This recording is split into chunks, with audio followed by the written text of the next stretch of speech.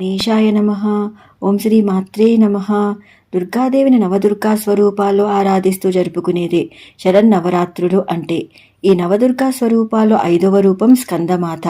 ఈ స్కందమాత యొక్క జానశ్లోకం వచ్చేసి: సింహాసనగతా నిత్యం పద్మాశ్రితకరద్వయా శుభదాస్తు సదా దేవి స్కందమాతా యశస్విని.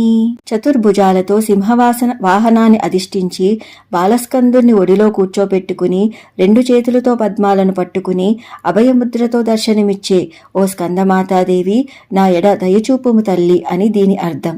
తారకాసుర సంహారం కోసం శివపార్వతుల తనయుడిగా ఆవిర్భవించిన స్కందుణ్ణి తన్మయత్వంతో తన ఒడిలో కూర్చోపెట్టుకున్న అమ్మవారే ఈ స్కందమాత. ఈ మూర్తి అమ్మవారి మాతృత్వానికి ప్రతీక. పద్మాసనగా ప్రసిద్ధి చెందిన ఈ తల్లిని ఆరాధించటం వల్ల జీవునికి సుఖశాంతులు లభిస్తాయి. ఈ తల్లి విశుద్ధ చక్రానికి అధిదేవత. ఈ తల్లికి ఇష్టమైన నైవేద్యం దద్దోజనం. సర్వం శ్రీకృష్ణార్పణమస్తు. స్వస్తి. Please do like, share and subscribe. Krishna Sakhi.